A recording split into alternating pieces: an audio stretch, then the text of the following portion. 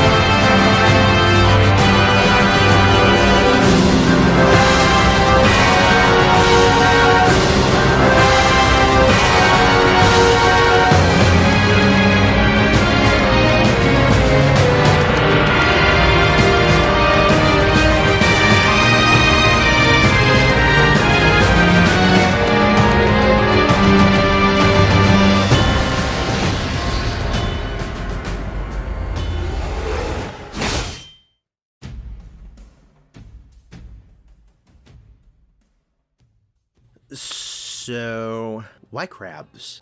It's kind of two questions. Why talk about these guys? Well, if you've been keeping up with the channel, a buddy of mine was absolutely not a fan of these guys at Knee Jerk Reaction, and I want to capitalize on the joke, while also, laying out why these guys are such special additions to Monster Hunter. But the other interpretation of that question is why crabs in Monster Hunter? And why so early in its lifespan? Before there were sea monsters, snakes, spiders, and amphibians in Monster Hunter, years before any of those appeared. All the way back in 2006, Monster Hunter had turned these small coastal detritivores into towering and threatening thorns in the sides of hunters the world over. Due to its limitations, the original generation of Monster Hunter was dominated by wyverns. The bipedal dragon relatives were pushed and pulled in several shapes and sizes to make the best of the small array of creature frames that were available. The second generation had less of a need to draw blood from stone. More resources and more game familiarity meant more branching categories of monsters. Mammals seemed like a pretty obvious group to add to the developing bestiary, and they arrived in the form of the Pelagus monsters, now known as fanged beasts. Large mammals are amongst some of the more well-known and well-liked animals we have in the real world. They make for some pretty excellent and easily recognizable templates for Monster Hunter monsters, but crustaceans, while I don't think they're particularly hated by most people, I don't know if they would be many individuals' first choice of category of animal to invest in at this early stage of Monster Hunter. I gotta imagine it was a bit of a surprise for veteran hunters when Dose or Freedom 2 rolled around for them, and the deserts and swamps were now being invaded by single-story-sized crustaceans. And that's a decent reason why the crabs of Monster Hunter, or perhaps I should start saying Carapaceons, are such beloved monsters. Through the years, a lot of different monsters have blazed a lot of different trails and trends for these games. And I think Hermitar and Cenatar and Shen-Garen were a bit of a statement that there really wasn't and still isn't anything that's off the table in terms of what this team is willing to turn into a Monster Hunter monster. Oh, you think 12-foot tall crabs are weird? Give us 15 years. We're gonna make abusive mother spider demons, platypi sumo wrestlers, and cranes that do karate. You're gonna love it. And honestly, taking a look at real crabs, it's more surprising what a no-brainer it is to have these guys exist in Monster Hunter. You know, crabs are jittery, lively, feisty, quick-footed, semi-aquatic, all-consuming, sideways-walking, natural weapon-wielding spider tanks. Some carry their homes on their backs, some are tough enough and smart enough to dismember themselves for survival, some have uneven claw sizes, some can purposefully use less legs in order to run faster, and some of them have a pinch force that can rival the bite strength of lions. And those are the real crabs, you know, the small ones. Yeah, they should be turned into massive video game enemies. Crabs have this fantastic blend of offensive capabilities, defensive capabilities, odd personalities, coolness factor, and a broad range of adaptations across the real-life infraorders Brachyura and Anomura that creates an absolute treasure trove of concepts to be picked and chosen and amalgamated from in order to form Monster Hunter's Carapaceons. Fun fact actually, with the 3 mainline Carapacean species, those elongated abdomens they have, which allow them to carry their shells, those are traits found in the false crabs, or Anomura, like hermit crabs, and a lot of the weaponry and other adaptations we'll be covering can be attributed to Brachyura crabs, like spider, fiddler, and ghost crabs. So right off the rip, the Carapaceons took what the real world had to offer and transformed those features into standout new creations. And the results are, at least in my opinion, a small collection of standout monsters that don't necessarily crack into perhaps my top 20 all-time favorites, but are nonetheless executed with creativity, with quirk, and a host of mechanics that I enjoy engaging with for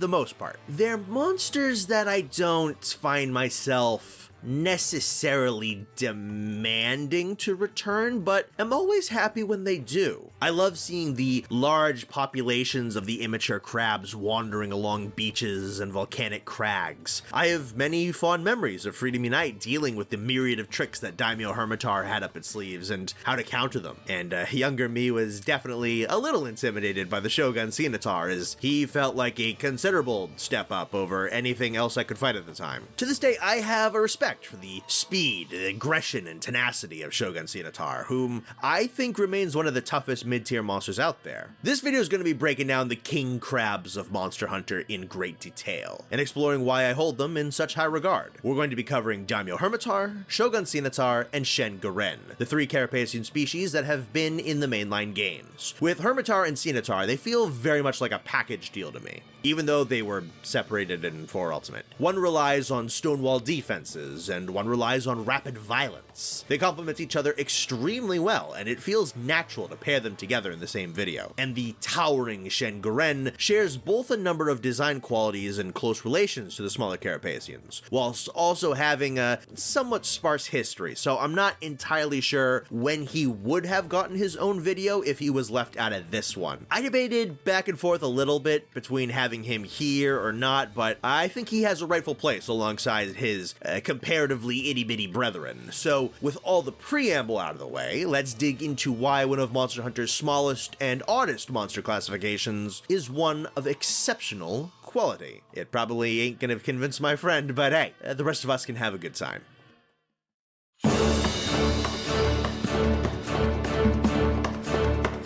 Alright, so in covering the lore and ecology of the Carapaceons, what we're going to do first is talk about Carapaceons in general before singling out the 3 individuals. Though the 3 species of Carapacean we have in mainline Monster Hunter all bear resemblance to crabs and crustaceans, according to spin-off games, monsters that are not indicative of crustaceans can be characterized as Carapaceons. The best examples we have are the scorpion-like Akura Vashimu and Akura Jebia from Monster Hunter Frontier, though they will not be featured in today's video and currently are exclusive to games with undetermined canonicity. Their existence suggests that Carapaceons could be a very broad category of monsters that encapsulates a variety of heavily armored exoskeleton-possessing arthropods. I won't pass this off as fact, considering we only have 3 mainline Carapacean species, and they are all crustacean-like, but there are some interesting possibilities to consider for the future of Carapaceons if it is eventually decided that the category is indeed this broad. In mainline Monster Hunter, however, the Carapaceons we definitely know to exist have a lot of very similar traits. As stated, their shape and features are extremely similar to that of real-world crabs. They are heavily armored 4-legged crustaceans with a 3rd set of limbs that end in weaponry, such as pincers or claws. Though slender, their legs are powerful, carrying their massive weights, and in the case of hermitars and cenotars, these legs are capable of surprising speed and leaping ability. When badly injured, a dark purple froth can be seen at their mouths, indicating internal bleeding. Like traditional crabs, Carapaceons seem to be able to eat just about anything organic. The preferred method of attaining such food will vary from species to species, but the absence of pickiness seems to be universal. You can often find Carapaceons seemingly eating dirt or sand. In actuality, their internal organs can filter out organic material and separate it from any dirt, rock, or sand that they ingest. Said inorganic material is then ejected as a pellet while the nutrients from the consumed meat or plants are utilized by the body. Most interesting about these crustacean Carapaceons are the shells they carry. Like hermit crabs, hermitars, cenotars, and shens have an extended abdomen composed of soft tissue that can firmly latch onto and grasp shells. Immature hermitar and cenotar have a naturally developed shell that breaks when they reach adulthood and they undergo rapid growth spurts. A similar process could be assumed, but not confirmed regarding Shen Garen, as we are yet to have any recorded sightings of them while they're juveniles. When these naturally developed shells break, Carapaceons are forced to seek out alternatives so that they may defend the soft, weak, and now exposed tissue on their backs. And the solution these species always come to are the skulls of massive wyverns.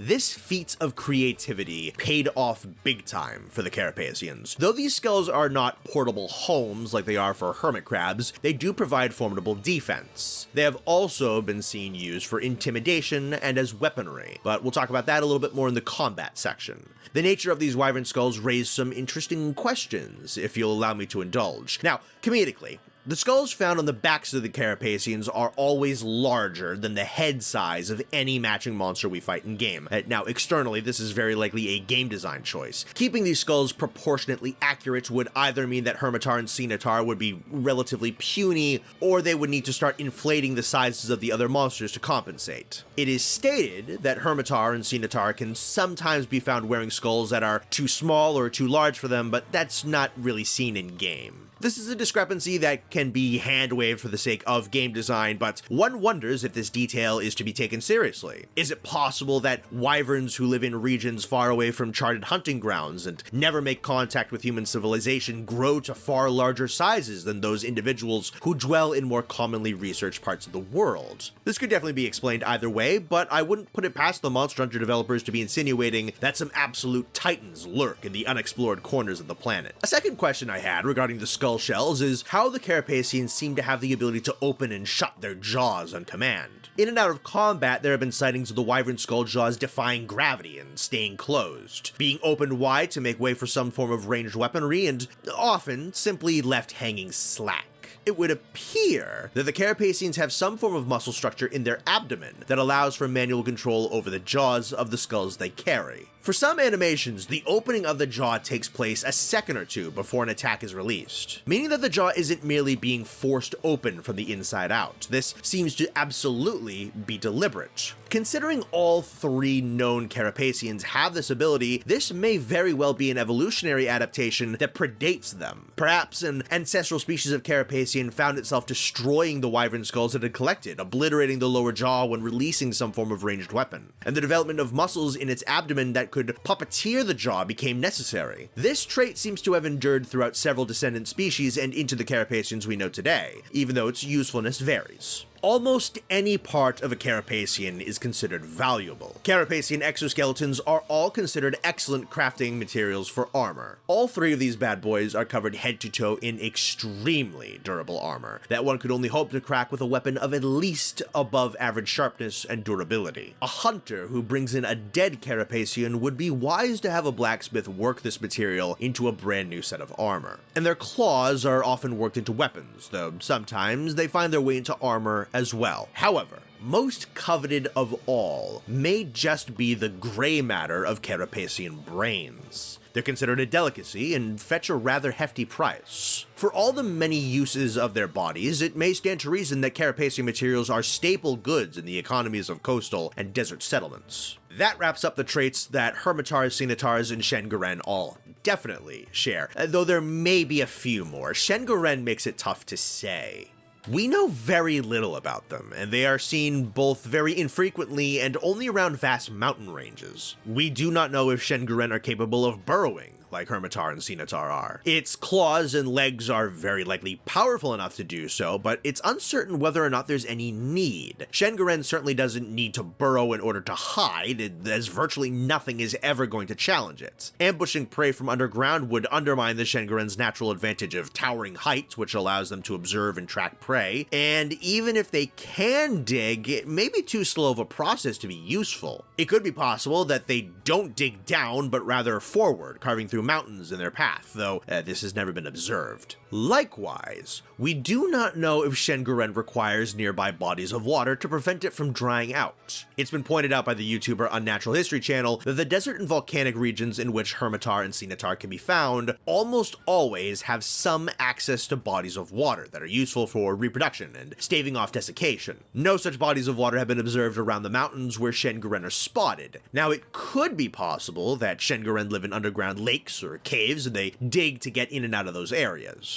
Additionally, considering the fact that Shen-Guren are based on Japanese spider crabs who spend much of their life underwater, there is a possibility that Shen-Guren are a semi-aquatic species that emerged from the depths to hunt for wyverns. That could certainly be a stretch, but I really like the idea of a calm day on the beach turned on its head as a four-legged towering eldritch abomination emerges from the ocean and towers above all. Cool visual for sure. And either habitat might explain why he seems to be so hard to find, and at least presumed endangered. But for now, Shen-Guren is a bit of a mystery. I made a few educated guesses regarding his habitat and abilities based on these traits being found in his relatives, but this can only be fun speculation for the moment. While I'm talking about him, I guess I'll finish covering what we do know about Shen-Guren's ecology, so I don't have to loop back around to him at the end of this lore section. Odd to start off with the big bad of the three crabs, but hey, this is my video. Backtracking a teeny bit, we actually do know a little bit about where Shen-Guren goes and how vast his territory can be, as a molted Shen-Guren shell has been found in the dense jungles of the Jurassic frontier, and apparently, they have been recorded being attacked by the cuttlefish-like elder dragon Nakarkos. Yeah, maybe that adds a little something to my theory that they could be a partially aquatic species. Anyway, Shen-Guren is territorial by nature, though they don't seem to be cruel bringers of wanton destruction. Cities, fortifications, and towns are large enough that they can potentially be at risk of an attack from a Shen-Guren, who has mistaken these things for some sort of rival encroaching on his territory. It would seem that it is specifically the fortifications or castles that the Shen-Guren wants to destroy, and not necessarily the people,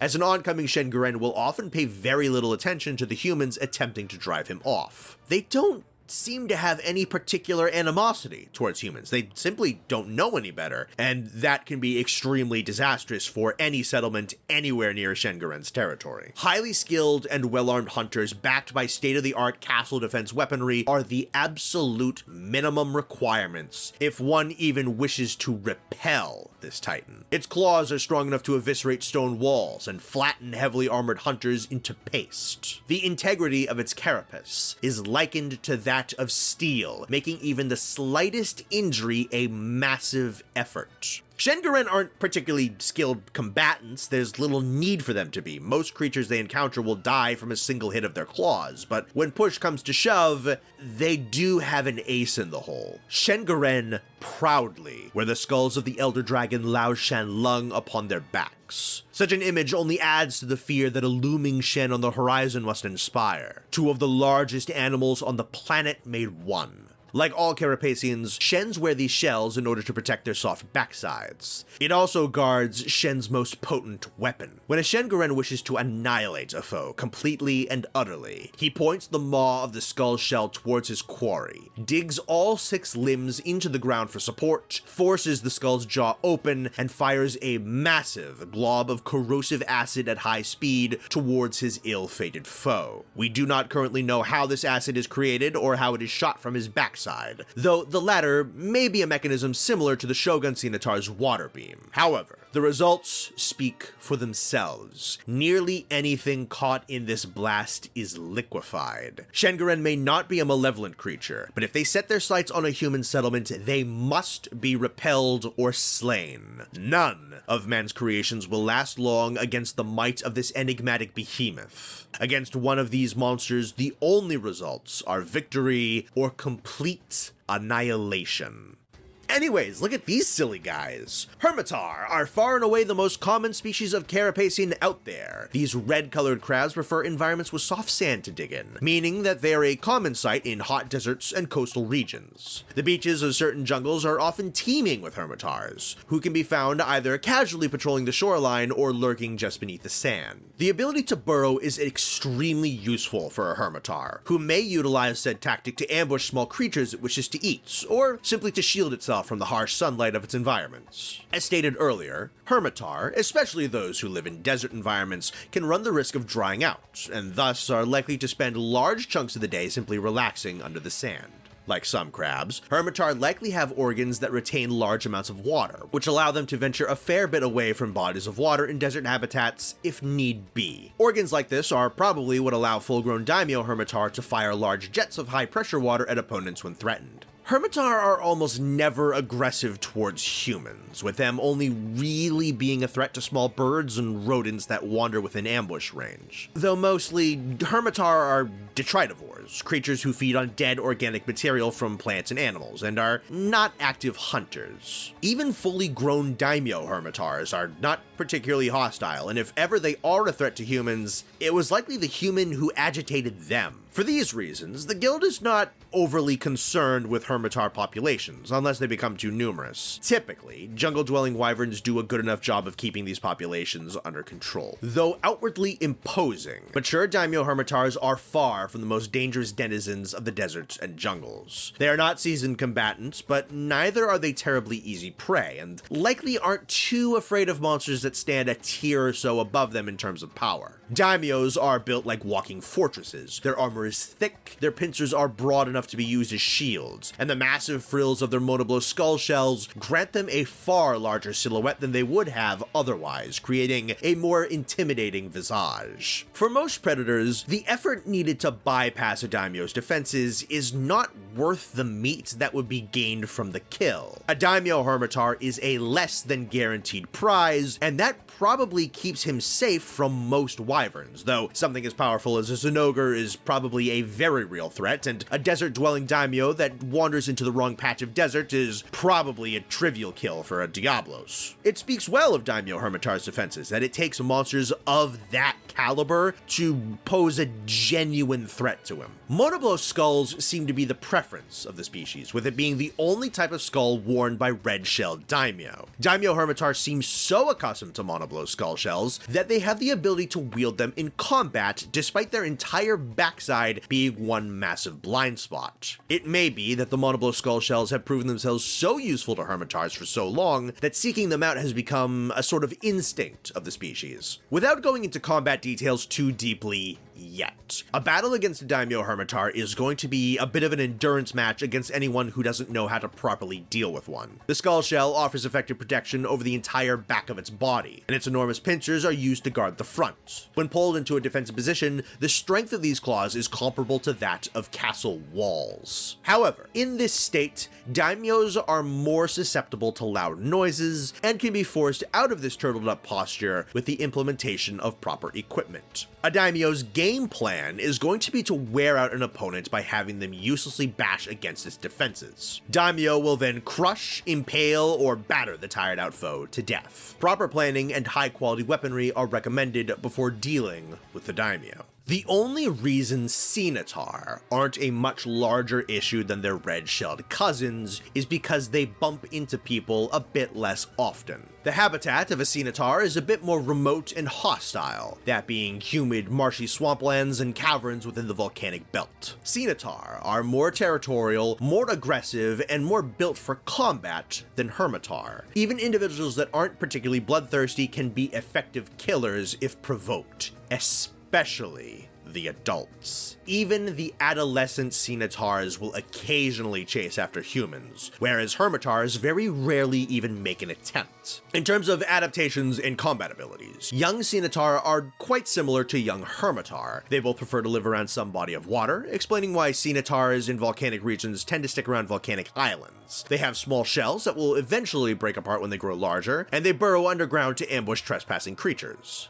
Unlike Hermitaurs, Cenotaurs have more powerful legs, allowing them to run faster, and they possess a toxin-producing organ that allows them to spit up a weak poison. Curiously, the majority of Cenotaurs seem to lose this ability when reaching adulthood. Said adults are the Shogun Cenotaurs, and these creatures are far more feared than the tanky daimyos. Shogun Cenotaurs, though still functional as detritivores, are built to be effective hunters. They're quick, cunning, and in possession of two extremely potent weapons. The claws of a Shogun Cenotaur are built like razor-sharp sickles, and when fully extended, they grant the Shoguns an impressive reach. The hinged thumbs of the younger Cenotaur pincer has completely disappeared, and the claws of a Cenotaur curiously metamorph from a more commonly recognizable crab claw to weaponry more reminiscent of a praying mantis or mantis shrimp. Like these animals, Shogun can fold his claws in when he's not actively fighting. When they're like this, a Shogun's claws can be used as a bit of a heavy club with a single blade on the end, an effective enough weapon, but in serious fights, those claws will not stay folded for long. And if one is destroyed, Shoguns will permanently keep the other one extended, at least in the older games. I wish they kept that, actually. The speed of Shogun's legs, the reach of his limbs, and the sharpness of his claws is the trifecta that makes him so dangerous. All he needs is one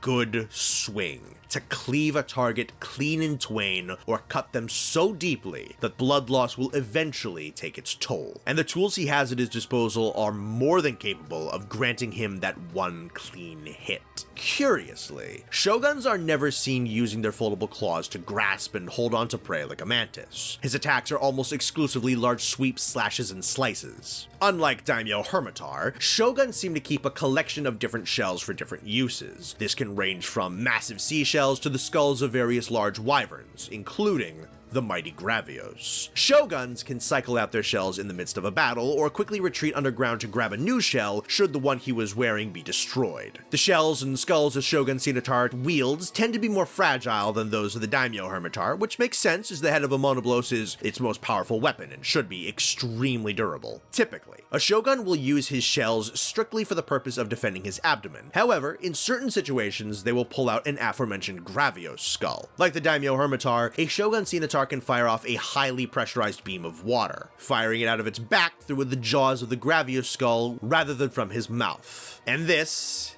is, in fact, the Cenotaur's urine. Though foul, I think it would be kind of funny if being hit by this gave you both water blight and the soil to debuff. And that is the ecology of our three species of Carapaceon. Fundamentally, they are kinda just big crab. And although this doesn't grant them the flashiest ecology, what it does is allow us to draw some interesting conclusions and raise a number of interesting questions regarding how they affect their environment. You can look at the behaviors, hunting patterns, and effect on ecology that real crabs have and scale that up to Monster Hunter proportions. A Natural History channel made a video that pretty much does exactly that, taking the behaviors and adaptations of real crabs and using that to draw conclusions about these guys. I highly recommend you check that video out, as there's a lot of cool facts he points out that I didn't want to simply lift and use for my own video. He goes into more detail about stuff that the Carapaceons could possibly be doing off camera, whereas I mostly wanted to contextualize what you see in the actual games. For now though, we're going to look at the specifics of how the Carapaceons take their adaptations and utilize them in combat.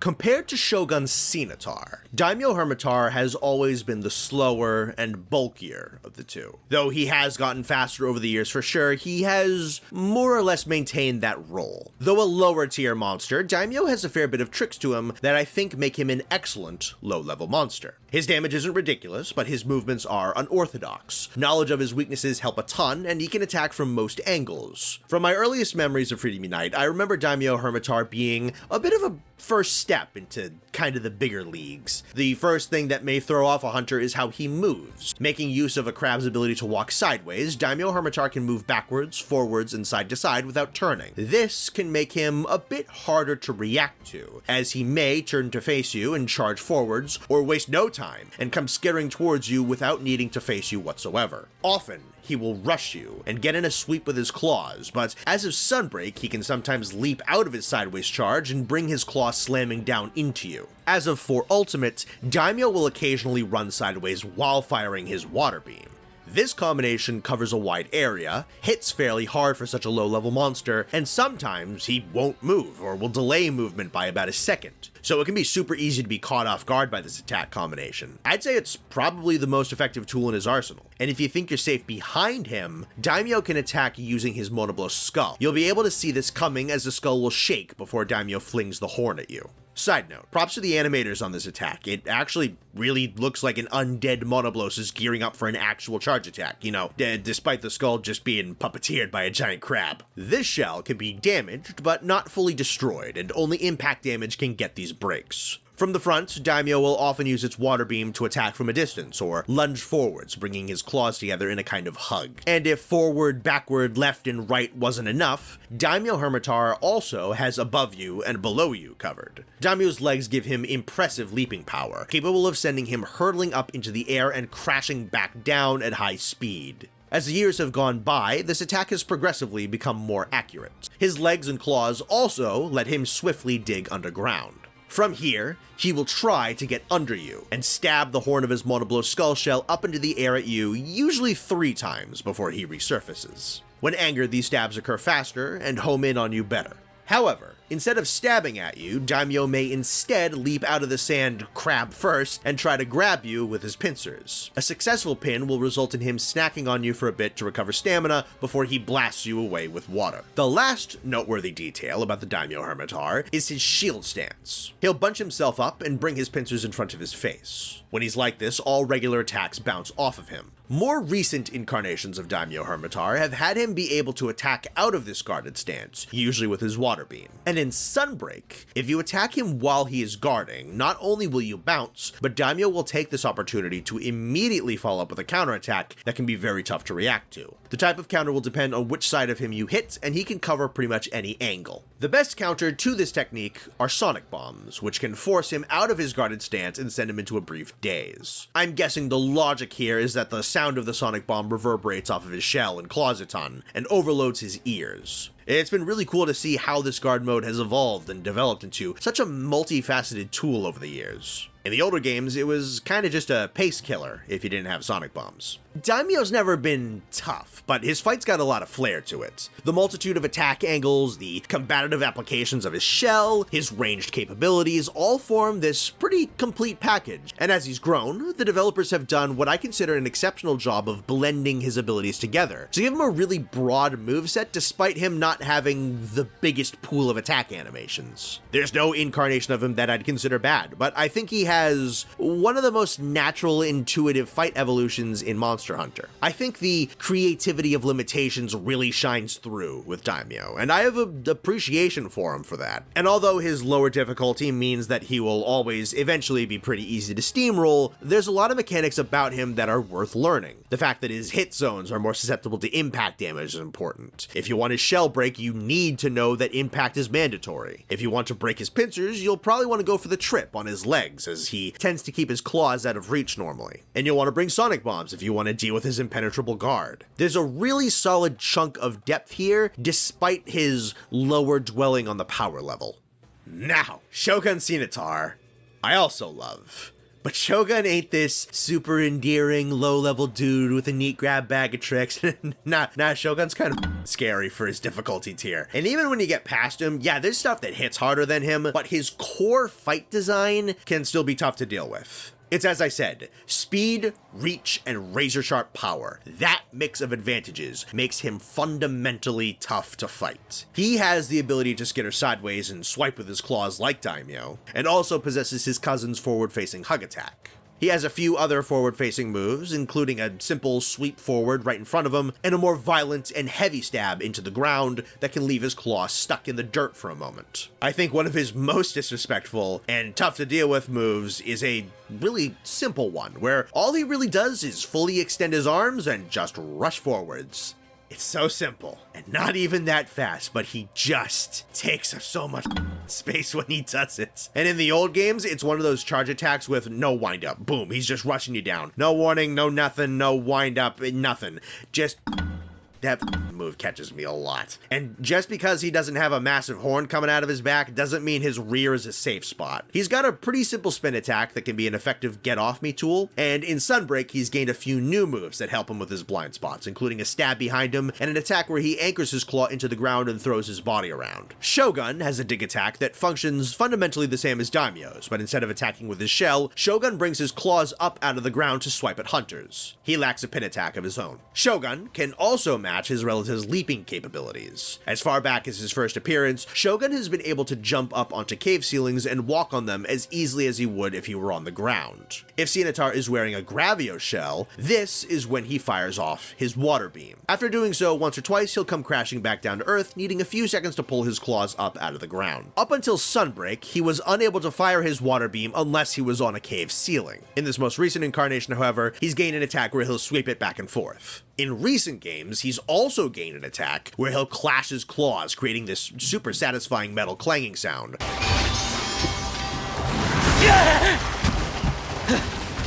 Before lunging at you with incredible precision and slamming his claws into you. It's more or less his new signature move, and the sound design, animation quality, and lethality are all stellar. As recently as Monster Hunter Generations, Ceanataur has been able to inflict the bleed status on his claw attacks. Bleed has been a pretty good addition for him too, due to his rapid attack speed, meaning you're probably going to need to keep running and evading to get a safer distance, which causes the bleed status to inflict more damage to you. Shogun Ceanataur is a lot like Daimyo Hermitaur, in that he has a fairly simple fight that has grown quite well over the years. Unlike Daimyo, Ceanataur's changes are less about the blending of his several abilities together and more about coming up with lots of deadly new ways to use his claws. It makes his claws a pretty useful part break, as it can eliminate a ton of his range and neuter some of his attacks. Part breaks with beneficial impacts on a fight are always a massive plus for me, as they provide a mechanical reward on top of the craft material reward. Being able to take weapons away from your opponent due to your competence is such a great feeling that I want to see more of in Monster Hunter. And in Shogun Ceanataur's case, specifically having the ability to wound his combat efficacy like this is even more important because his fight is designed to be rather difficult. If you need to heal when fighting an enraged Shogun Ceanataur, you need to be careful. It can be difficult to gain the distance you need to safely take a potion, and that gap will be closed fast.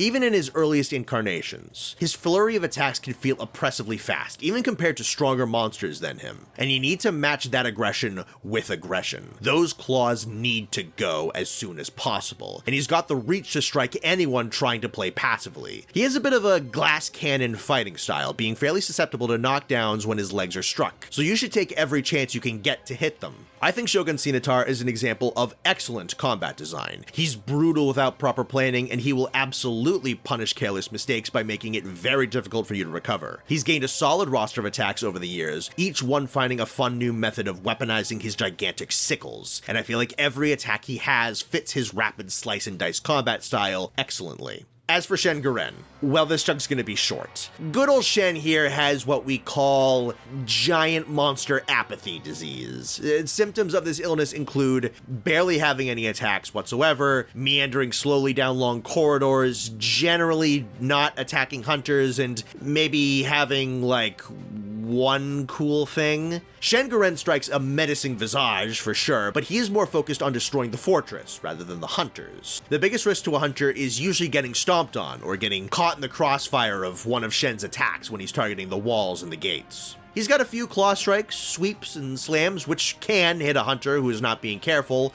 Some are directed towards the hunters, others are directed at the fort. His foot stomps can deal damage and cause tremors, so best to keep an eye on his legs when he's moving so you don't get crushed. He can fire off his acid cannon from the Lao Shen lung skull mouth during fights as well, and the animation where he charges that attack is a great time to place bombs in the skull's mouth. The typical Shen Guren gameplay loop is attacking his legs repeatedly, eventually turning them red. The legs turning red is an indicator that he's about to lower himself down to the ground. When he does this, you have the chance to strike his much more vulnerable face and back. Do that until he reaches the main gate, and then hit him with siege weapons until he runs away or dies. He's a step up from Lao Shen Lung, but only by so much. If Shen Guren ever comes back, the big guy's gonna need a bit of a hand. The concept is pretty amazing, the execution not so much. And in terms of mainline Monster Hunter, he's just been gone since Freedom Unite in 2008, and simply hasn't been given his second chance. He did get a bit of a second shot in Monster Hunter Online, but not quite the massive touch-up that the guy really needs. Next up, let's give these guys a bit of a look over and talk about their actual designs.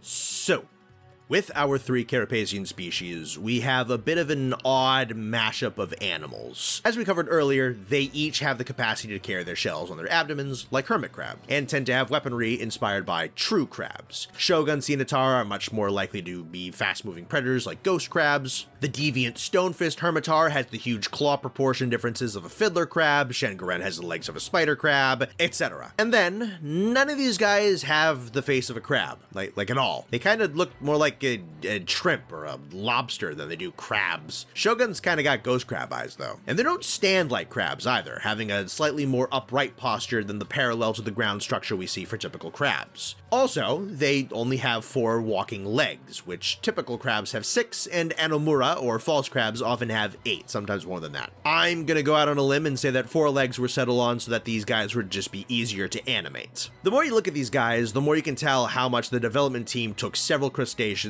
and shifted and warped them into something new. At first glance, one might think, wait, they're just crabs? But there's a lot of different points of inspiration taken from several crustaceans, and those inspirations were mashed together, realigned, and turned into monsters that could provide some really good fights. I'd be willing to bet they picked a shape that would give the Carapaceons a bit more articulation in their limbs. They've got a nice wide range of motion with their arms that lets them sweep and slice and pinch and stab without needing to move their bodies too much. They feel a lot less limited in their movement than crabs in, say, like Elden Ring, and I think a lot of that can be attributed to this more sleek and slender and upright design choice that the developers went with. In hindsight, I think the overall shape of these guys worked out really well mechanically as well as aesthetically.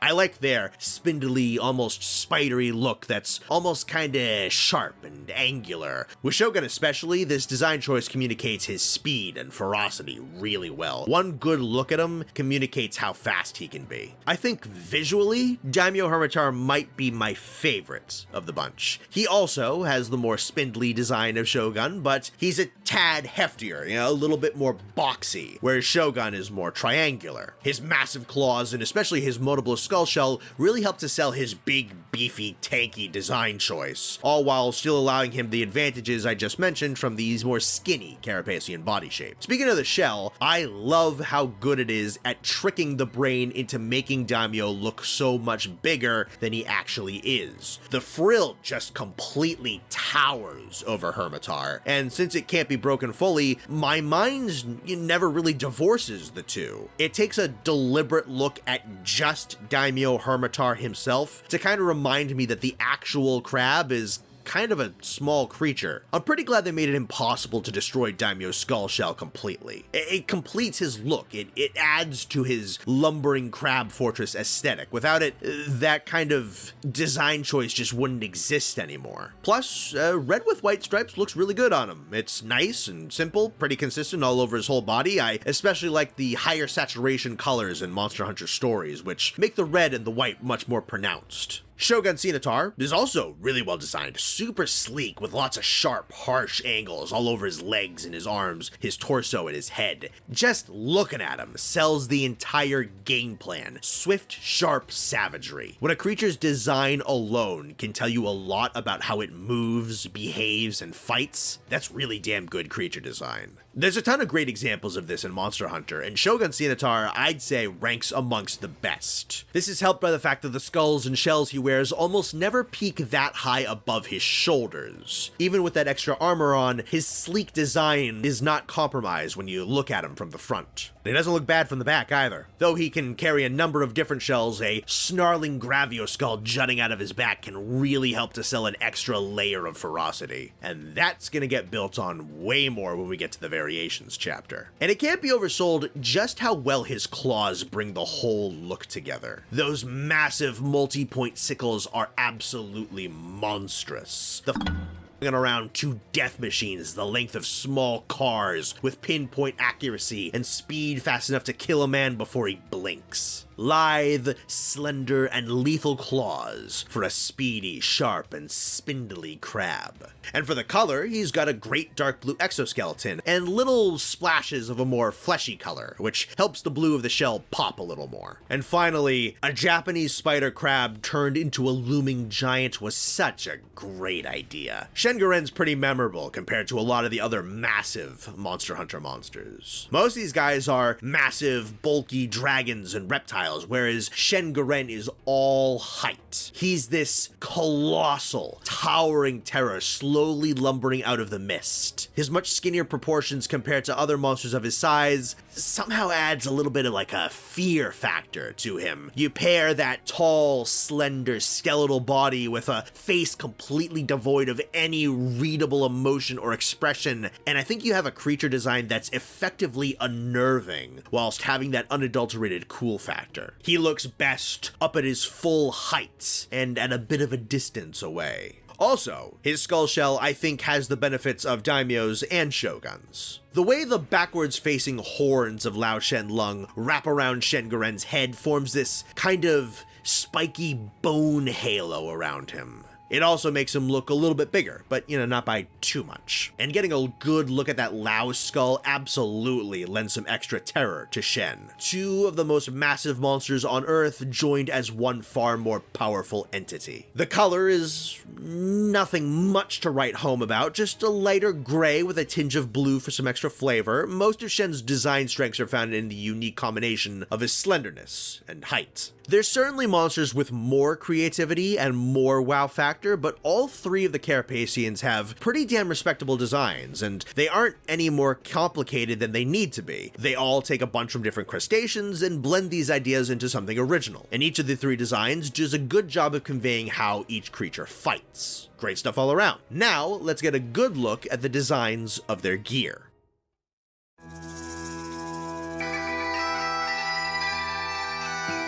Back to Daimyo. The original Daimyo Hermitar armor is pretty iconic. It's modeled after American football gear, complete with big beefy shoulder pads and a helmet that only shows the hunter's eyes. It mostly keeps the red coloration with a few white lines to add a little extra color, and the matching female set is loosely modeled on a cheerleader, swapping the hairstyle to pigtails and making the waist piece a skirt with the greaves only reaching her knees. This set gets remembered a lot, mostly for the goofiness of the thematic combo. Sunbreak went with the Hermitar X armor as its default, which inverts the colors. It uses white as the base and red for the extra detailing. Said detailing is now more numerous than it was on the original set. Truth be told, I actually really like the white armor. I think it looks really clean, but considering Daimyo's actual colors, red as the base makes much more sense. Some of the previous games give us a couple more armor sets to check out. There's the Hermitar R armor, which slims things down to the shoulders, bulks up the feet and hands, covers the eyes of the male hunter, and gives the female feathers coming off the back of the helmet. This one's okay, doesn't have the same charm honestly. I don't love the Daimyo XR armor with a bucket helmet mixed with some more accurate football helmet mouth guard, though the crab pom-poms on the female armor is hilarious. Yeah, if not impractical. The Hermitar GX set is an odd one. I believe this is the Hermitar U set from the original second generation games. Pretty much the exact same shape as the traditional Hermitar armor, but with a green camouflage coloration. Not sure if there's a particular crab that this is colored after or not. Daimyo's got some really good looking gunner sets actually, mostly going with a full face mask and one arm and shoulder being more heavily armored. They still keep the football gear shape for the most part, but use much more menacing faceplates. This one especially, this like Casey Jones hockey mask looking one especially looks really good. And the female armor sets are a little bit bulkier on the gunner armor as well. The X and GX armor sets also have masked gunner variants. I think the GX especially looks excellent. The gunner armor also goes for a spikier look than most of the Blade Master sets, but doesn't overdo it. Daimyo Hermitar's got a really great batch of weapons too. A lot of them make use of his thick armor and pincers to give the weapons a sharp and hefty look to them. Sunbreak also really nailed the textures with these weapons. They look like they're made out of organic material, like they're made out of real crab exoskeleton. The Greatsword takes the pincer and stretches the top of it way out to make the bulk of the blade. Kinda makes it look like a Scimitar claw actually. The lance has some cool touches. The shape of the shield is quite similar to the shape of Daimyo's face and even has those whiskers coming off of the top. The lance itself is nice and simple with some sharp angles and a few metal reinforcements and spikes to help the design stand out from some of the other Daimyo weapons. The gun lance has a really nice beefy looking shield, and the crab claw being the lance tip and the gun barrel is a nice touch. The switch axe doesn't have the most creative shape, but makes excellent use of the white and red colors to make some really beautiful patterns. The insect glaive's got this big gnarly claw-shaped end covered in a row of big metal spikes. I like how imposing this one kinda looks. The light bowgun is kind of like the switch axe. The rifle look is pretty simple, but it's the color that really brings the whole design together. Runner-up for my favorite Daimyo weapon is the longsword. Quite simply, it's a massive Daimyo claw on a stick. Not a lot of stretching or shaping on this guy, which I love because it's the weapon that looks the most like a crab claw. Plus, getting a good look inside lets you see all the serrated edges that makes the whole thing look nice and dangerous. And my favorite weapon of the bunch is the dual blades. It's not too common to get dissimilar dual blades, and I really like this particular pairing. One's a spiral horned rapier, and the other is a spiked gauntlet made out of crab shell. Both looks on their own, not super common for dual blades, and having these unique designs together makes the weapon really stand out in my mind. And real quick, he does have some combo weapons with Shogun. I'll cover them when we talk about Shogun's weapons. Shogun Scimitar's armor is also pretty well known. Not only does it have a design that captures the sleek, angular image of Shogun really well, but it typically comes with some sharpness and critical hit skills, making it a common pick for mid-game. Shogun's armor looks to be steel plate, reinforced by the Carapaceons' durable exoskeleton, and each of these designs uses a lot of triangles, much like Shogun Scimitar himself. Unlike Hermitar, I think the Blade Master armor is the winner here. The cat ears shape and I think like the gas mask filters is a really odd choice, and I'm not loving the female helmet either on these gunner sets. The XR armor, though, keeps the gas mask filters, but with a much more respectable helmet, and I like the uniqueness of the kilt on these two. Helps them stand out a little bit from the other sets. The R series armor is probably my favorite, going full in on the razor-sharp triangular design. It's nice and edgy with a 5-point helmet, a good-looking glare on the faceplate, and sharp blades on the arms, shoulders, and legs. And this horn skull helmet for the female set looks pretty excellent too. And the EX armor is another recolor of the original set, this time going for a full silver gray coloration. Looks more like a straight up knight set of armor, which is neat, but you know, I like having the blue. Shogun Scimitar boasts a lot of weapons, with some similarities to Daimyo, but with a much sharper and fiercer look to them. Case in point with the greatsword, we've got another well-textured, stretched out crab claw formed into the blade. The midsection is lined with a number of spikes that you'd see in Shogun's claws, though curiously, the curvature of the claw is inverted. His sword and shield is a really good combination of Scimitar and Hermitar. It's got a small, curved Scimitar claw sword and a hefty Hermitar shield with a bit of his sharp claw curving down towards the bottom. The lance uses a bunch of massive blades bunched together on the shield and the lance to make the weapon look nice and thick and bulky, whilst also lethal to the touch. I love the shield especially. It's just this plate of metal with massive bladed edges sticking out of it. The charge blade copies this look a little bit.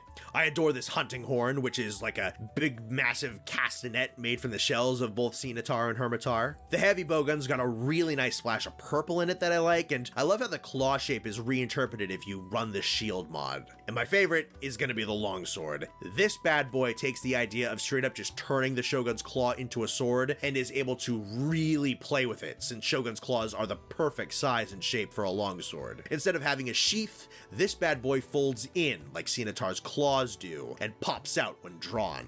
They did a phenomenal job translating the natural weapon of Shogun into a weapon for us. These claws were made to be turned into longswords. Okay, Shenguren now. Only the Blade Master and Gunner armor here, not a lot of extra sets. Both sets have this big, tanky, stone soldier kind of vibe to it. It's not the coolest armor out there, but it's not too bulky or over the top either. It's not too crazy. It just looks nice and heavy and meaty. The sets have this kind of ancient ceremonial stone soldier kind of look to it, which I really like. The waist on the female gunner armor is kind of stupid looking though. Both sets have red colored variations as well, known as Indra Shin armor. This would typically be your G rank armor. I think I'd like the Indra Shin sets a little bit more with higher graphical fidelity and texture work. I think the gray is just a little bit better, makes it a little easier to see what's going on, and the helmet design on Indra Shin doesn't look quite as good as the basic sets. I'm sure these sets would look just fine with better graphics, but I also think the gray sells the ancient stone juggernaut warrior aesthetic a little bit better, and you know, it obviously matches Shenguren's actual colors. Shen's weapons keep this big, heavy, ancient ceremonial stone craftsmanship style going too. For PlayStation 2 era textures, some of these weapons have some really nice detailing on them. I love this hunting horn. It's meant to look like a massive bell with this intricate pattern going up the sides. The long sword almost has this kind of massive fencing sword look to it. The sword and shield is this incredibly bizarre looking hook sword with a tiny little shield on it. It retains the ceremonial look of a lot of Shenguren's gear, but it lacks the bulk. Although not exclusively his, you have this hammer that's partially made out of Shenguren parts. It's just a massive stone fist and it's amazing. And my favorite is easily the gray sword. It's just this nice,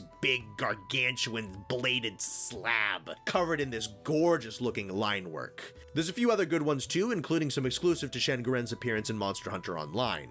Though not exactly looking like it's made from his parts like Shogun and Daimyo's gear does, I think Shenguren has some beautiful looking equipment that by Monster Hunter standards can be somewhat simple. I could see someone saying that Shenguren's armor and weapons look boring. I think they're pretty well executed, and I'm willing to bet that the designs and patterns take inspiration from some real world cultures. A big reason I'd love to see Shenguren come back is I'd love to see his gear brought back in with some higher level textures and details.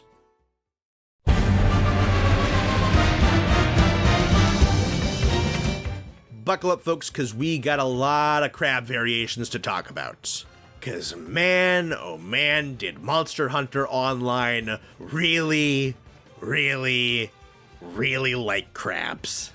So, let's start with our second generation subspecies and work our way up. Plum Daimyo Hermitar was the result of a dietary shift for a normal Hermitar. What these changes are exactly, I couldn't find, but the result is a deep, dark purple shell, a stronger and further reaching water beam, and a tendency to prefer the skull of Diablos for shells over Monoblos skulls. Due to his purple exoskeleton being awful camouflage, Plum Daimyo Hermitars tend to be a bit more aggressive than regular daimyos, which explains their increased attack speed. Perhaps plum daimyos eat more cacti. Could explain the increased power of their water attacks, might also yield more access to Diablos remains, since Diablos are obsessed with cacti. Fortunately, Plum Daimyo Hermitaur found his way into Monster Hunter 4 Ultimate, where he got a few tune-ups here and there that helped flesh him out a bit. Plum Hermitaur received all of the improvements that the normal Hermitaur got in this game, plus a few extra tweaks. The biggest thing Plum has got going for him is the ability to move in semicircular curves and not just strafe left and right. It's minor, but on paper it adds a lot of extra movement options and grants him the ability to outmaneuver and outflank a hunter pretty easily. I remember him being a difficult creature to ever get a good read on. He's really good at getting behind you in the blink of an eye, and he can fire off his water beam while he's skittering around in these odd curves, making the attack much tougher to block or evade. He's also got Shogun Scimitar's original spin attack. Plum Daimyo Hermitaur, being a crafty and cunning flanker who gets around shields easily, is a really cool identity for him that helps set him apart. I hope this can be elaborated on further in the near future. Not quite so fortunate is the Terra Shogun Scimitar. He has been lost to the ages, trapped in the Freedom Unite waiting room, and hasn't had a chance to come back since. I wish the 5th generation games in general were a bit nicer to older monster subspecies like 4 Ultimate was. Terra Shogun Scimitar has a pretty cool color palette, rocking a dark orange coloration and a darker Gravios skull shell. That's supposed to be a black Gravios skull, but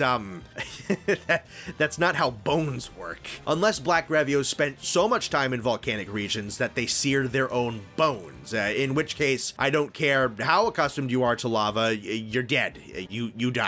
Maybe the skull got charred after death. I don't know. It's kind of funny either way that this is specifically labeled as a black Gravios skull. Like Plum Daimyo Hermitaur, Terra Shoguns are said to be the result of dietary change. The skull shells of a Terra Shogun are far harder to break than that of a regular Shogun, and it is said that their claws are sharper, yet softer and weaker. Gameplay-wise, the big difference here is that Terra Shogun Scimitar was able to fire off his water beam while standing on the ground long before the typical Shogun Scimitar was ever able to. But now, Shogun Scimitar is able to do this, and do it better than Terra Shogun was ever able to. So Terra Shogun would need an entire new identity to warrant his return. I kinda wouldn't be shocked if Terra Shogun Scimitar kinda got lost to history. If someone does come up with something to give them, I'd be down to see what the developers come up with, though. We now move to the deviants of Monster Hunter Generations. The Stonefist Hermitaur is a bigger, bulkier, and more darkly colored Daimyo Hermitaur with an enormously overgrown and darkened claw, with the white designs being replaced for a deep violet. Strikes from the larger claw hit harder and deal more knockback. Additionally, Stonefist's water beam is significantly larger than a normal Daimyo Hermitaur's. He guards himself far more often than Daimyo normally does, and he gains Shogun's spin move, similarly to how Plum did. As for more flashy new moves, Stonefist got a pretty cool attack where he can sweep the horn of his shell, carry the momentum into a leap, and come crashing back down, and he can wind himself up to bash the ground so hard that he sends rocks and dirt flying in a wave towards opponents. You're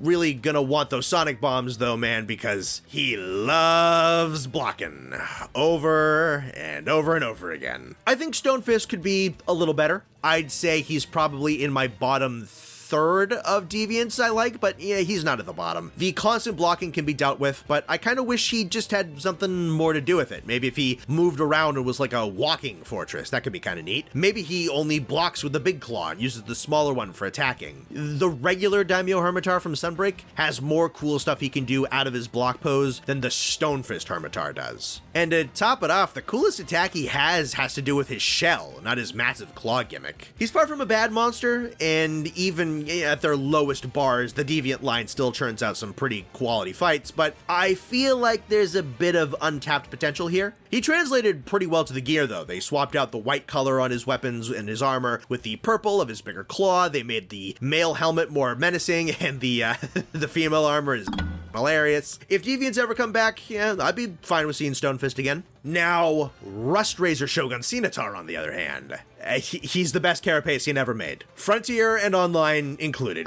Dude, this dude's cool. So you have your Carapaceons, you big old crabs running around carrying monster skulls on their backs, and you got Shogun Ceanataur, who does all that, but in volcanic regions. You know, he tends to prefer the skulls of Gravios, but sometimes what they find are the skulls of Glavenus. You know, those massive carnivores with a structure to their teeth and jaws that's evolved specifically for the purpose of sharpening the bladed edges of their tails. You know, kind of like how Shogun Ceanataur has bladed edges on his claws that just so happen to be long enough to wrap around behind a Shogun if that Shogun was carrying said massive set of jaws on his back. Rustrazor Shogun Ceanataur is a stroke of brilliance, taking the features of Glavenus and perfectly applying them to Shogun Ceanataur in a method that makes complete sense with Shogun's biology and behavior. A Rustrazor Shogun will pull out a Glavenus skull when enraged and use it to sharpen his claws into massive serrated killing machines. When unsharpened, these claws will actually rust over and become much harder to damage, hence Rustrazor. He now has access to a few new moves, including Glavenus' most famous attack. Rustrazor will stuff his claw in the skull's mouth, build up tension, and then unleash a massive long-range spin attack that inflicts bleed and defense down. He also has this rapid stab attack into the ground, which can hit up to 4 times. And if that wasn't enough, when he swaps back to his Gravios skull, he can make full use of it, using a variety of grounded water beam attacks, including a straight shot, vertical sweep, and spin.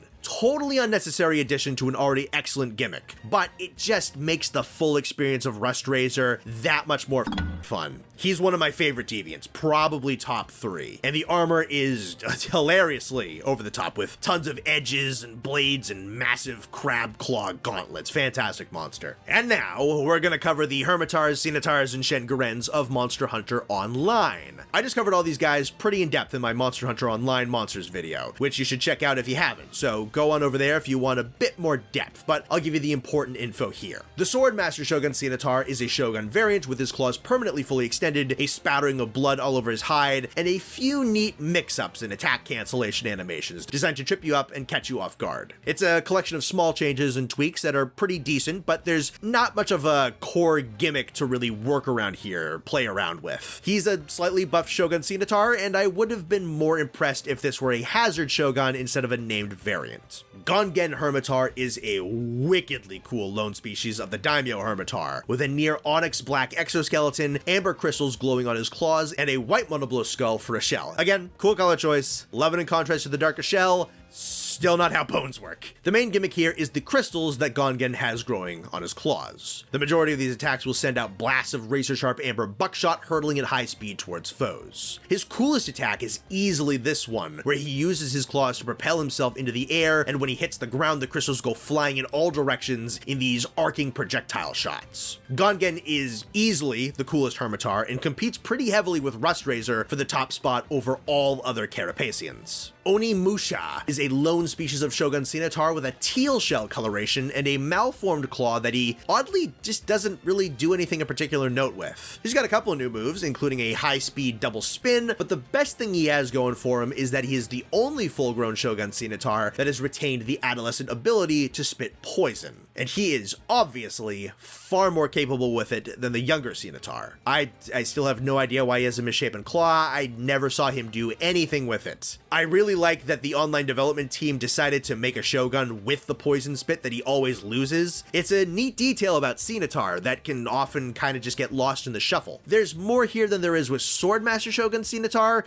Honestly, one of them may have been better served if all of these ideas were just combined and mashed into one creation. Guren and Tepeki Shenguren are lone species of Shenguren that both carry the skulls of a Cantor and have inverted versions of a similar gimmick. The legs of a Tepeki Shenguren are immensely durable and must be heated up in order to make them soft and vulnerable. Meanwhile, the legs of a Guren Shenguren are burning hot and must be frozen in order to make them more vulnerable. They both have very similar movesets, including fiery stomps, an explosive slam, and a massive lava cannon attack that can be fired out of the mouth of the Acantor skull. From what I saw, Guren looks to be more fun, with a less frustrating form of the gimmick and a magma-colored design that looks really cool. It makes Tepeki feel a little superfluous, honestly. There may have been a desire to make Tepeki an ice ice-based Shengoren with a Yukonlo skull, but with no Yukonlos in online, the developers may not have been able to design Toepeki quite the way they wanted. These two definitely have some neat ideas that improve over the core Shengoren, and they're a bit more invested in the actual fighting of hunters, but I think they'd still need a little bit of an extra push to be really good. And finally, let's cap things off with the craziest Carapacean of them all. Zenith monsters are almost the most ludicrous creations that Monster Hunter Frontier has to offer. Almost. Their tremors, roars, and wind pressure exceed the strength of any other creatures. Their armor grind is ridiculous, they get a plethora of outrageous new attacks, and their designs range from outlandish to outplanet-ish. Zenith Daimyo Hermitar is not really an exception. Kind of one of the more tame designs, though. First off, he has a darker shell, a much larger body than a normal daimyo, a massive Monoblos horn on his skull shell, and absolutely gigantic claws that are covered in a mineral with a pattern that makes them look like drills. He has larger water beams, which he can sweep from side to side. He has these high-speed flying punches. He has rapid side-to-side claw strikes, and he can spin himself up into the air and come crashing down hard enough to send giant globs of water raining down around him. When he gets angry, he'll drill into the sand and come back up with a strange, unknown, explosive green substance stuck to his claws. And when he's like this, most of his claw attacks now explode. Yeah, that's some good old Frontier for ya. He's just nuts. It's really fun to watch.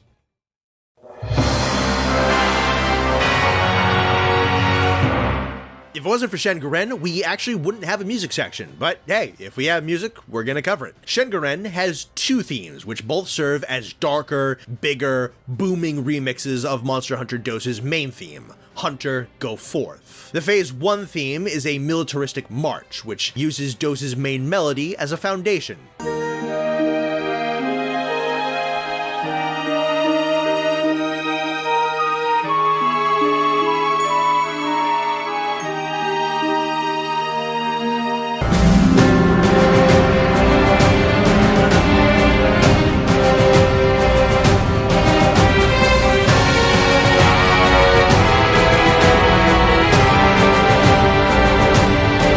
Shen's iteration swaps to a minor key, substitutes out a flute soloist and some lighter horns for a more full orchestra with strings, an organ, and low brass. It trims a few notes here and there to make the music a bit less whimsical and more stoic. And it uses a snare drum to set the tempo with some heavier percussion thrown in to add an extra booming impact to a few hits.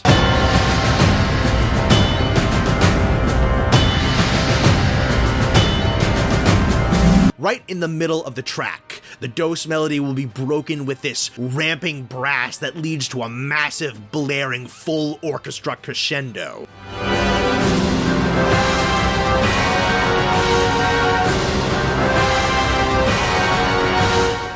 With a few changes to the structure, Shengoren takes Hunter Go Forth and gives it a dark, momentum-driven rhythm that creates this effect of marching to war against a colossal force that is, in turn, marching towards you. There's an air of suspense created as both forces encroach on one another, the pressure building and building until impact with the unfathomable Titan. The second phase does effectively the same thing, but with a more heroic lean. Again, pieces of Hunter Go Forth are cherry-picked and replayed with this new instrumentation. But in contrast to phase 1, the horns are allowed to be a lot louder and higher, sounding off in triumphant fanfare.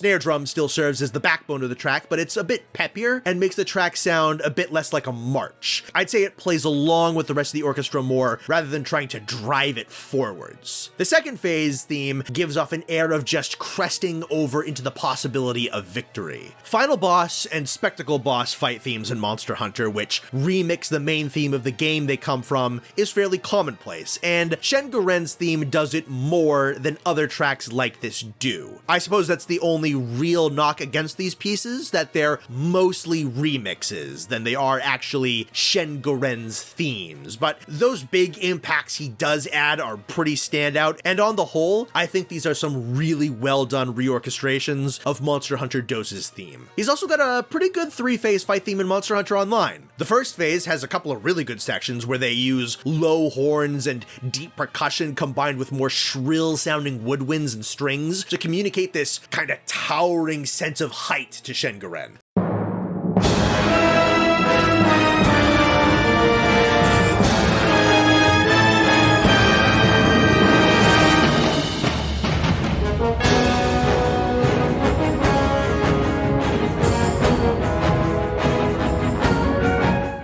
The second phase ups the pace a little bit, using bongos to drive the rhythm a lot. I don't think this phase is quite the best for Shen-Guren, as it starts to lose the more methodical heft that his music tends to have, and it has more of kind of like a tribal sound to it that I associate more with like Monster Hunter's jungle map battle themes.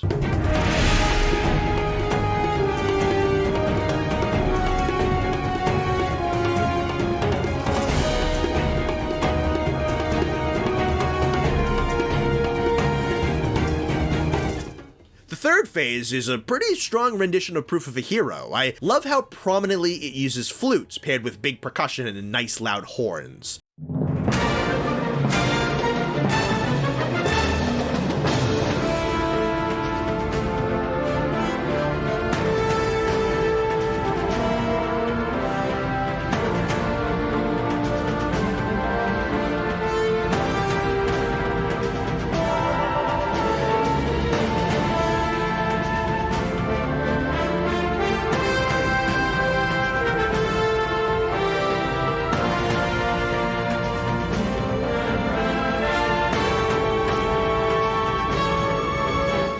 It's got a section that's unique to this version of Proof of a Hero that creates almost this kind of bittersweet sound to the ending of the track. I'm not too sure which instrument is used here, but I really like it.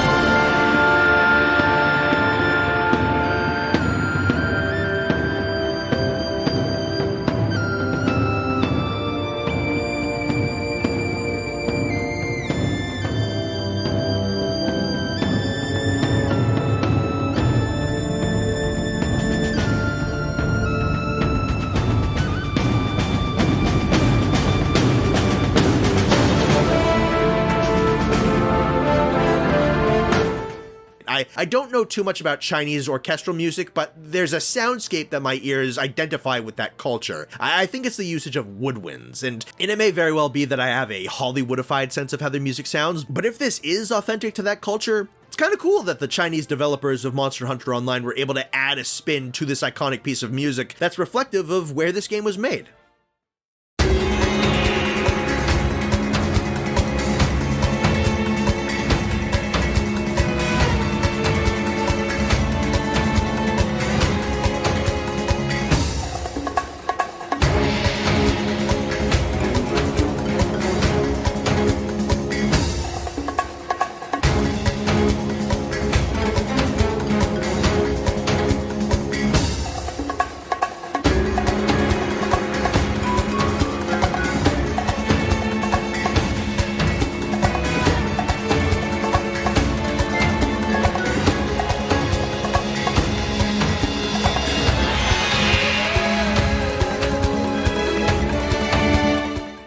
And those, ladies and gentlemen, are the Carapaceons of mainline Monster Hunter, our crab friends of the second generation. These guys are great. Not the best, not the flashiest, not the most iconic, but I love having them around. I love that we have giant crustacean monsters in Monster Hunter. If Shen-Guren ever comes back, he'll definitely need some combat assistance, but for Ceanataur and Hermitaur, they have such a cool dynamic as the shield and sickle crabs, the fortress and the lightning-fast ambusher. So many cool ideas have been amalgamated from so many crustaceans into truly unique creatures that stand on their own. They are far from just crabs. From the ingenious decision to have them wear monster skulls like hermit crab shells, to the weaponry they adapted from real-life crabs, to their extremely well-developed fights across the years, these guys have really cemented their place in Monster Hunter's grand bestiary. I think these crabs really go to show how genius the developers of Monster Hunter really are. That they are able to create really solid fights with distinct strategies and tactics in developing move pools out of crabs. Crabs aren't exactly the first thing one thinks of when they contemplate the most deadly animals on the planet, and yet here we are. I think the team could take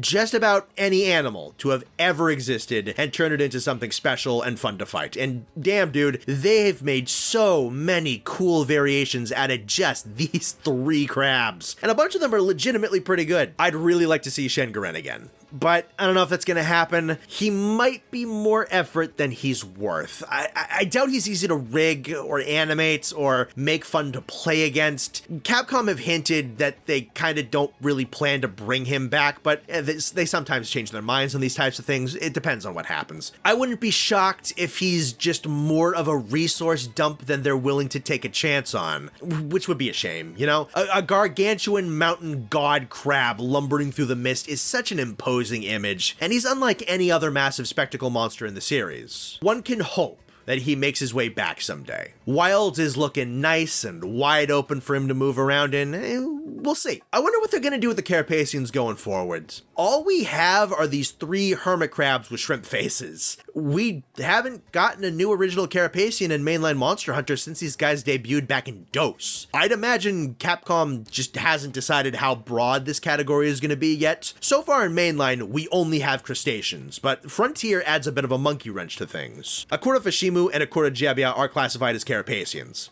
For now. And they're scorpions. If these 2 ever got reintroduced, I think they're probably going to be reclassified as Temnocerans alongside the spider monsters, since, you know, spiders and scorpions are arachnids, kind of keep them under the same umbrella. But the question remains of just how diverse Carapaceons are going to be allowed to be. If they can cover this wide of an expanse of heavily armored arthropods, there's a decent chunk of animals out there that can be picked from to make more Carapaceons. You know, some armored bugs, horseshoe crabs, sea scorpions. I do think they're going to try and keep the category pretty tight to crustaceans, and that might be why we haven't gotten a ton of them. They may have to get a bit more experimental and tie themselves a little less to real-world inspirations if they want to broaden the category a bit. And yeah, I hope they do so soon sometime. These guys have a lot of energy, they got a lot of personality and quirkiness, as you know, well as this inhuman creepiness that makes the Carapaceons just a lot of fun to have around, and I'm sure Monster Hunter would stand to benefit from having more of that energy brought in. Well guys, that's all I got. They were a pretty fun batch to research, even if they weren't that complicated. Honestly, if I went at this one at a time, I'd probably have 3 pretty short videos. These guys managed to do a lot with a little, and I admire them quite a bit for that. Thank you so much for watching. A like would be super appreciated if you enjoyed yourself, and feel free to subscribe if you liked what you saw and you want to see more. This has been CR-Volcanic,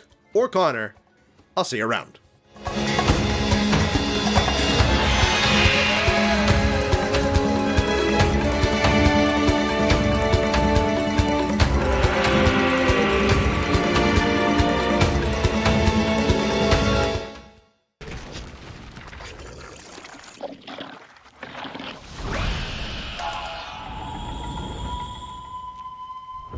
Shout out to all the patrons, and special shout out to Nihilus Chimerax, Statboy, Doinda Ding, Sir Newt Newt, Ethan Koloske, Peaberry, and Pika Plush. Thank you very much, guys.